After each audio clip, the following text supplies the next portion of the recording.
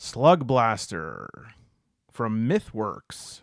Slug Blaster is a kick flip over a quantum centipede. You know, that old chestnut. Slug Blaster is, this is the deluxe box set that I got from my FLGS for a very, very affordable price. And it was, it won the IGDN Game of the Year. It was nominated Best Game Emmys, Tabletop Gaming Must Play, Best Art IGDN. And it says, this is Slug Blaster. In the town of Hillview, teenage skaters sneak into other dimensions to explore, film tricks, go viral, and get away from the problems at home. It's dangerous, it's stupid, it's got parents groups in a panic, and it's the coolest thing ever. This is Slug Blaster, an RPG about teenagehood, giant bugs, circuit bent ray guns, and trying to be cool. It features fast cinematic action, rich narrative downtime, in-depth gear modding, pages of tables, monsters, worlds, in-world ads, and so much more. And it features a magnetic latch pizza box GM screen, of course, 2 fold-up maps, stickers, and other cool swag, 6 custom color-coded dice, and a 170-page full-cover hardcover, which I'm curious to see what makes that up, because I looked online before I bought it, and it has like that very simple D6 resolution system of like roll a D6, 5 to 6 is yes, 3 and 4 is yes but, and 1 and 2 is no. But obviously there's got to be a lot more to it than that. I would hope 170 pages. There's also, I'm very bummed out that the one thing I'd probably want more than anything in this box is not in there, which is that they have these hoverboards. They had like the finger hoverboards that you could like skate around with your fingers, that some people are really good at that. So I looked at this and I put it right back on the shelf. I was like, no thanks. Because, and I'm just going to tell you what my mind said. This doesn't mean that my mind was right, and it doesn't even mean that my mind is good. In fact, I find that this reaction I had to be quite biased and small-minded. But I'll tell you what I thought. I said, this game is, which again is by Mythworks, and for ages 14 plus, 2 to 5 players plus GM, 2 to 4 hours, 5 to 10 sessions. I'm sure we could solo play it, but 2023. What I said was that, or in my mind, I said, this game is a game that comes from this interstitial hidden genre of games that feed into the puer eterna, the eternal adolescent, the part of modern adults that is regressive, wants to reify teenagehood, glorifies the mindset of teenagehood, places a sort of moral vestment in teenagers. And this is something that I think is relatively new, like this idea that teenagers are like have a point. But I mean, it's your mind is in an extremely transitive stage at that time. You're extremely prone to emotional swings from hormonal changes as you come into your own. And that's why, people have to make it through most of adolescence to go, say, live on their own. And, but of course, as society becomes more civilized and more safe and more prosperous, are the length of adolescence increases, which is a good thing, right? Like we wouldn't want to be living in a place where it's like, well, you're a man now. Tomorrow's your 11th birthday. Time to start working. So that's a good thing. But I do think that there is this sort of micro genre of games that they posit a world in which like teenagers are inspired and brilliant, and they are surrounded by stupid adults who don't understand anything, as if these adults have not been teenagers themselves, as if teenagers are a separate type of person rather than just like this interstitial phase that people go through between childhood and adulthood. It's like there are people who are teenagers. It's kind of the same way that we think about pedestrians when we're in a car. Like we almost think about them as like a different person, like a different type of human being. And we'll be like, look at this idiot. Like you're just walking against the light. And then when we're the pedestrian, we look at people in the car and we're like, look at this idiot. I hate drivers, And it's like, that's not a type of person. Driver, there's not certain people that are born in cars, although that would have been awesome to just drive. I'm not going to talk about my mother that way. Okay, so the point is that was my immediate reaction. And I think that's a pretty crotchety reaction. I certainly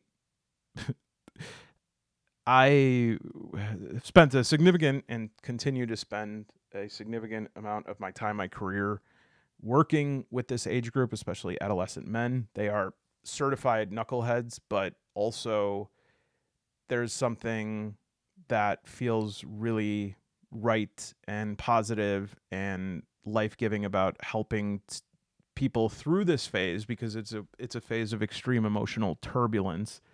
And so I don't look down on them or anything, even though I joke about it.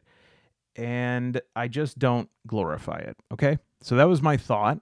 And then I was like, but wait a minute. This game won a lot of awards. And also, you're kind of full of crap, Malone, because number one, you say you only care when no, I'm sorry. You say that, that there's no culture that's being manufactured now, that we're like living on this eternal treadmill that just keeps recycling the 80s and 90s, and we're not creating any new ideas and new modes, and that because internet culture speeds along, there's no time for subcultures to crystallize and become everything. Everything is just sort of mulched, and the only things that we have to latch onto or meaning are these fleeting ideas of decades that are not even really accurate.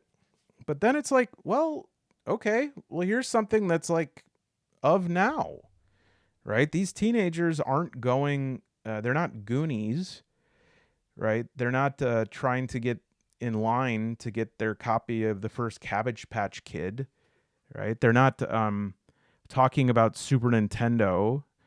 They want to go viral. That's 2025. And then I could say, well, yeah, that's fine, but I don't want to play games about teenagehood. But then I'm like, well, really? Because you love Earthbound. You constantly talk about how you want a true successor to Earthbound, which that is more like childhood than teenage years. But there's something still special that could be latched onto about that era in movies, even when you're beyond that. Superbad is a good example of a movie that was like about being a teenager, but was still a movie that was appealing and interesting and entertaining to all ages, right? And then I was like, this box set is being sold for an incredible price, a price so good that as I was checking out, I was like, this is the correct price, right? And they're like, yep. I was like, okay. And on top of that, it certainly still wasn't cheap, but comparatively speaking. But on top of that, do I really want to become my grandfather Ernie? Because my grandfather Ernie had this phrase that we joke about all the time, but he really said it and he really meant it. And when I think about it, I shiver. And that phrase was, we would offer him like there might have been other things, but we'd say like, hey, I'm going to get a Coca-Cola from the refrigerator. Do you want one? And Ern would say, hell no. I don't want Coca-Cola. I hate Coca-Cola. It tastes like cough medicine. I've never tried it and I never will. And he was serious. It wasn't like, you know how there could be like dad and grandpa level jokes that are like, oh, there's that class. He meant it. This man was mirthless. He never laughed in his life. In fact, I found a video from my childhood of a Burger King birthday party. And it's like one of the only few videos, and it was from my mom's friend because we didn't have like a camcorder or anything. And it's panning around the room, and everyone's having a good time. And it passes by Ernie, and he is reading a grocery store sales paper, ignoring me and all these children having a great time. And you can hear him say, "It is unbelievable what they charge for cantaloupe now." Do I want to be Ernie? No. Am I going to like this game? I don't know. I don't think I will. But look how many people said it was good. If I look at something that this many people, and yes, there are problems with organizations like this, right? Awards things are a lot of self-congratulation now and everything like that. But there are other YouTubers who I respect their opinions. They say good stuff. Blogs, good stuff. All right. And really, when it comes down to it, am I really going to sit here and say, I prefer playing some more serious games. I don't feel like playing skateboarding games. Okay. Malone, you made a game that has a frog smoking a pipe on the front of it. So, yeah. So, here's Slug Blaster Deluxe. The design is definitely cool on the front. It's kind of wackadoo, but let's try it out. Every time I'm about to do an unboxing, I have this impulse to be like, all right, let me just shut off the camera really quick and unbox it. All right, this is Slug Blaster. Oh, see, that's what I didn't want to happen. All right. Thank you for watching, everyone. What if I stop there? Would you feel so... There's some people that already feel cheated because you're like, just open it. It's 12 minutes in. Who do you think you are? Who do I think I am? I think that I am the modern day Bella Lugosi. What do you think about that? I think I'm the modern day Rick Moranis. What do you think about that? I think that I'm a better soundtrack creator than Hans Zimmer. What do you think about that? Oh, wow. Is this whole thing a magnetic latch? Oh, I like that a lot. Okay, Slug Blaster. All right, we have this on the back. Oh, good. Throw that away. Cool. Tina Fest Your Destiny. Ugh, I knew that would happen. I just don't like the word teen. BB and I talk about this all the time. It's like, to say that word, you have to be like, teen. You mean teens, some teens. Run, teens. All right, before I go on, I just want to say that could be us, but you play too much. Names. Cool. Adult names. Pat, Mr. Garber, Jennifer, Lori Stull. That is definitely an adult name. Are there like set characters here? Interesting. Slice and dice.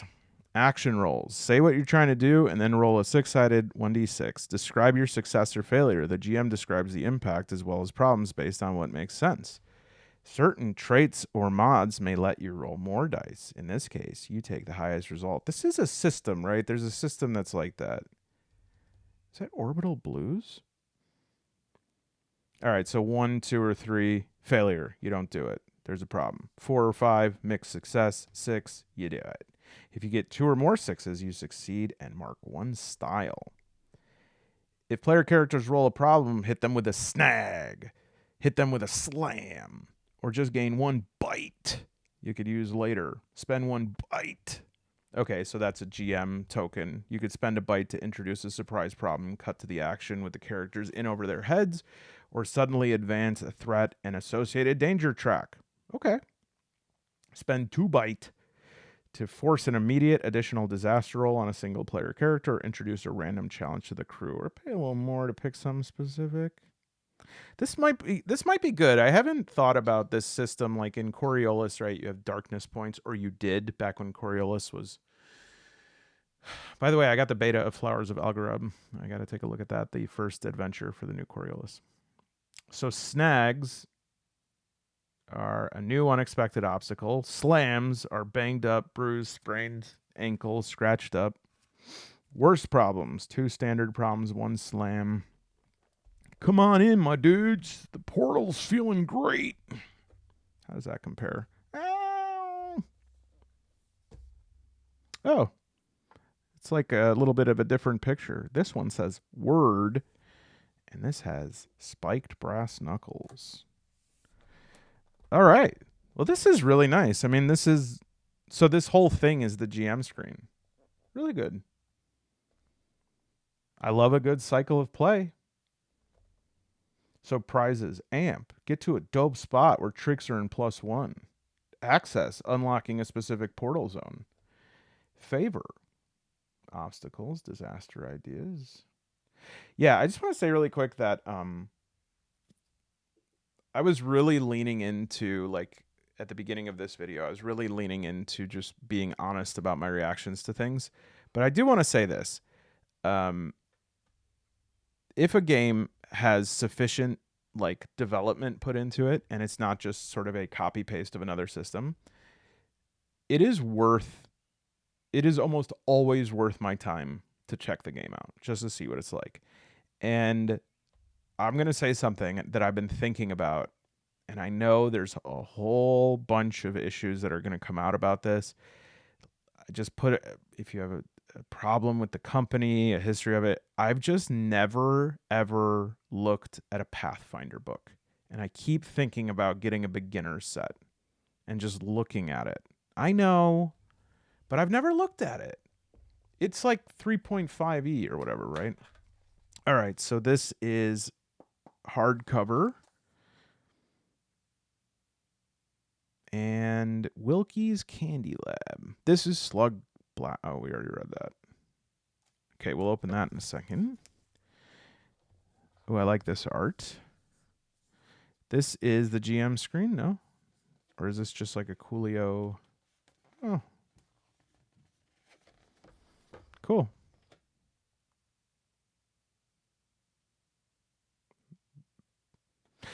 You know what this reminds me of? This is how messed up I am. I'm like, oh yeah, this is like the Imperial Palace. There's like the walkway, and there's the Emperor, the Carrion Lord on the Golden Throne. All right. And then this looks scary. All right, so this is like 4 biomes here. It's cool. Vivid. Whoa. Are these the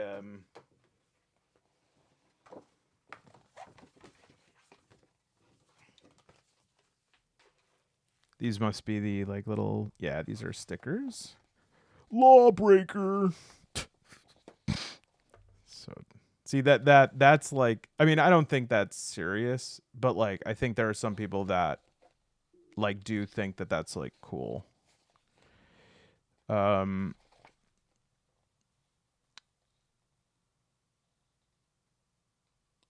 Okay.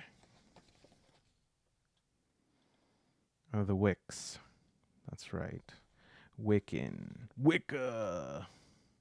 Hi, Wicca cool, man. All right. So okay. This is a, oh yeah. I'm not giving you my soundtrack. That's my free soundtrack on the back. I am going to have to pause and flip this over because I literally can't get this stuff out without turning the box upside down. You guys, I think this is Blades in the Dark. I think this is a Blades game. I'm like, where is this from? It's Blades, right? I mean, the names are different, but this is Blades. Look at the cycle of play. Pick a run. That's like a heist. Refresh, the run, disaster. This is Blades. Okay. Does it have Forge in the Dark anywhere? Um. All right. Well, let's just keep going. Fust. Nice. My soundtrack. This, I 100% agree with this. It's not. And then that font for the dice. Weirdly, I don't mind this. At least it's distinct. And then under here is just, this is a really nice, like, I actually like a GM screen that's like my little like cupboard. I like that. But you know what this dice is? I'm calling it. I'm calling it the Friends dice because it looks like the man. I feel rage when I hear the Friends theme song now, and I got to be careful because I know the BB set is like huge in the UK, but man, I hate that show so much. I even hate the opening song. It's just so like, so no one told you that was. All right.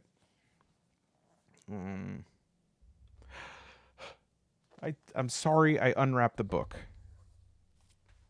I don't know why I do that. It's an unboxing. It's fine though. Like it was clear.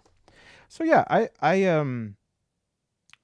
actually like. I mean, let's see. I wouldn't buy a piece of art this way, but I like the like everything, but the like the whole kitchen sink kind of design. I like anything where I can sort of see something new every time. Oh, Mikey Ham.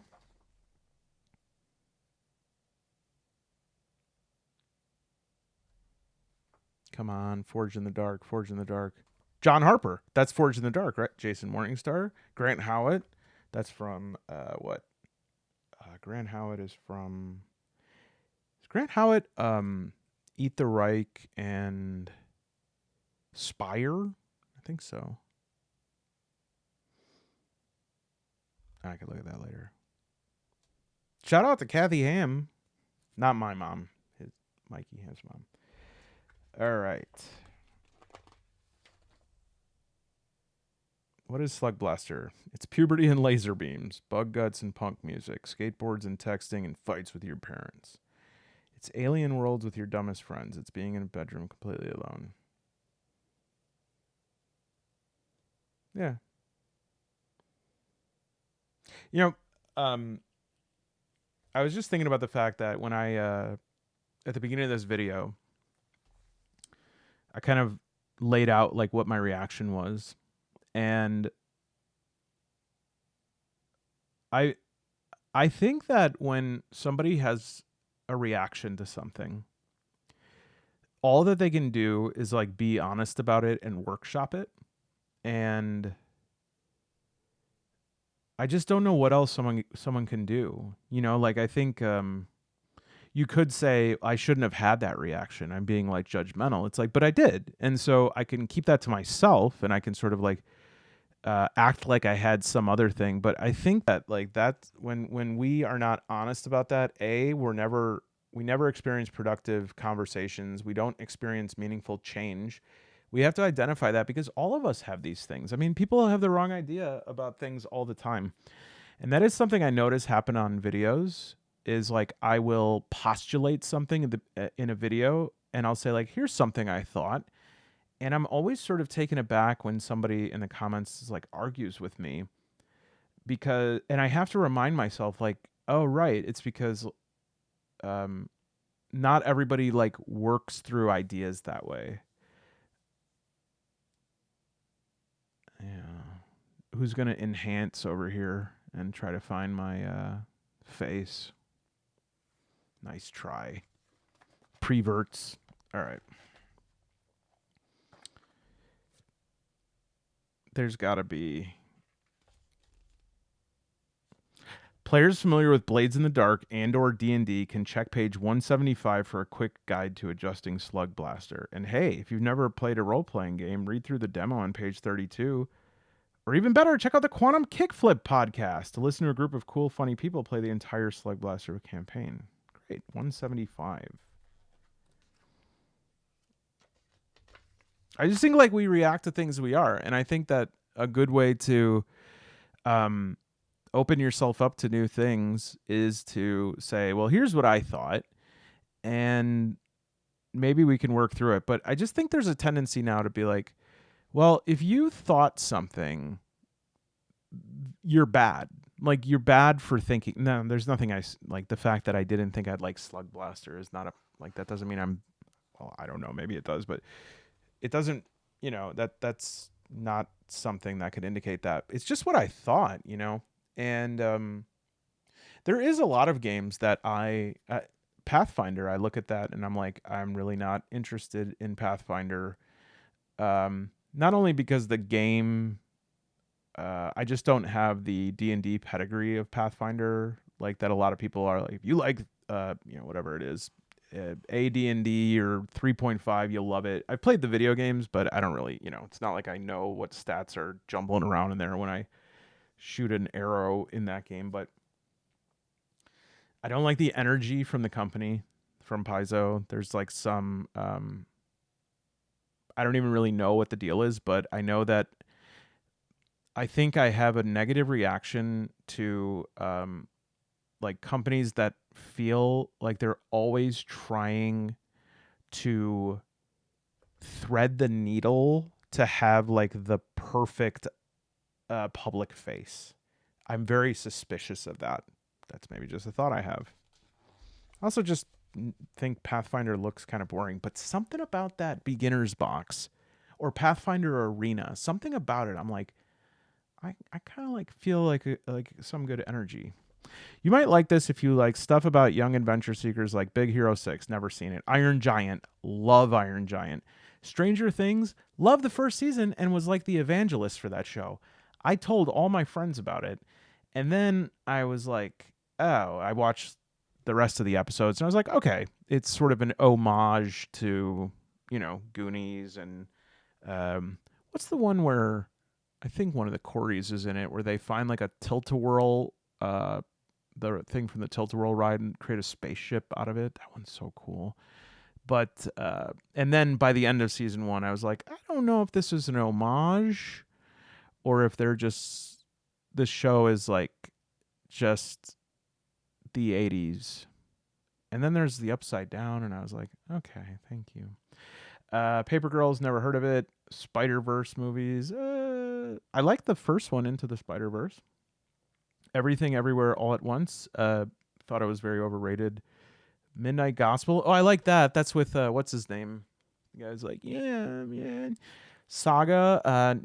Don't know that, but know people who really like that. Don't know Black Science. Infinity Train. Don't know it. Scott Pilgrim vs. the World. Yeah, I mean, I love the movie. I don't really. I know that there's like a comic. Futurama. Never been a fan. Adventure Time. Never seen it. Douglas Adams. Yeah, I mean, is that like Hitchhiker's Guide, Douglas Adams? Because if so, sure. Neil Stevenson, yeah. Eighth grade. Eighth grade was real. Was it eighth grade? I liked Boy. Was eighth grade? Oh, I think that was mid '90s. There was one that was directed by what's his name from Superbad? Uh, not Seth Rogen. The guy who was in the one with Brad Pitt where they coach the A's, Moneyball. Why can't I think of his name? I don't know. Lords of Dogtown, that was good. Were any of you skateboarders? Because that's something that I feel like I would have really liked, but I hate the feeling of slipping. Like it's one of my least favorite somatic sensations of like walking down the street and all of a sudden there's ice and you like steady yourself or walking down like a steep hill and then your feet start sliding forward. I know that nobody likes slipping, but to me, I just feel like I hate it more than a lot of other people. And so skateboarding to me just felt like slipping all over town. I'm not very cool, am I? Okay, this one for sure. I definitely like Earthworm Jim. Power Rangers was my jam. Teenage Mutant Ninja Turtles. 2018 series. I don't know what that is. Tony Hawk's Pro Skater, of course. Jet Set Radio. Oh, that game was so good. I think I had that. Was that for the regular PlayStation or PS2? All right. Mikey Ham. Eastward. Oh, I'm so conflicted. I always think about buying Eastward, and I played the demo of it, and I was like, this is okay.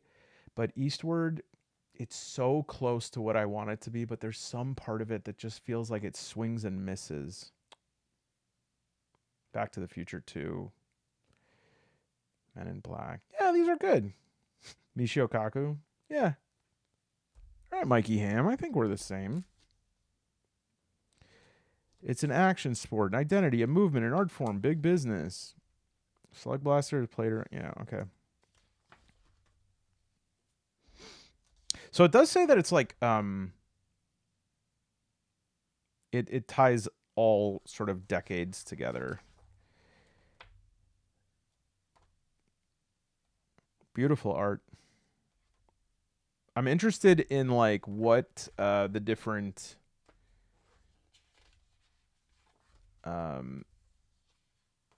yeah, this is Blades, man.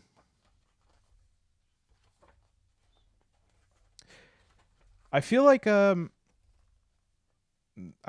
should as like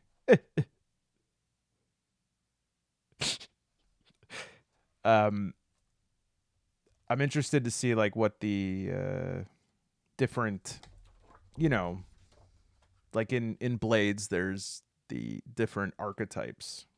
Is there a yeah, the grit, the guts, the smarts, the heart, the chill. All right, let's take a look at the GM section. If you are not a solo player, just know that I might be doing spoilers, but I go to the GM section here because I'm looking at what tools, if we have any tools. Like guidance is good, but do I have any tables? Yeah.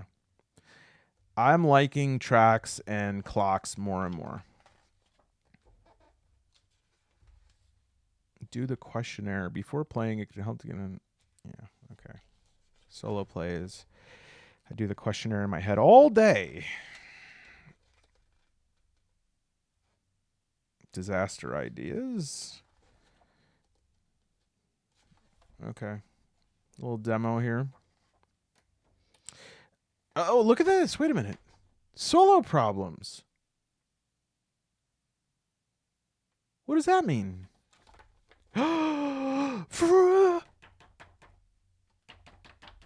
Friends. Friends. Friends. Solo.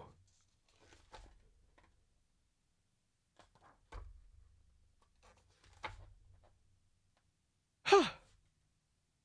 The loner. It's a solo archetype. Solo fame.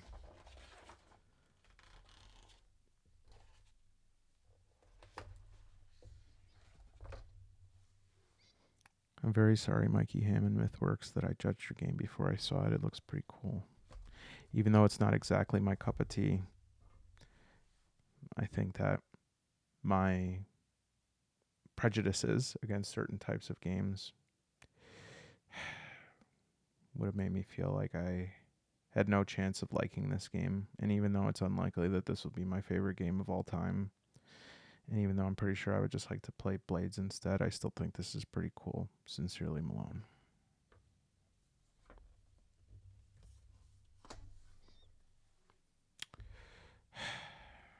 Maybe I am just wrong. Like, maybe the answer is like, I just don't, have like a good, what do you call it? Brain. Maybe my brain is just dumb. You ever thought of that? Nobody ever thinks that. Like, what's wrong here? Maybe you're dumb? You ever thought about you're not smart? Oh, sorry.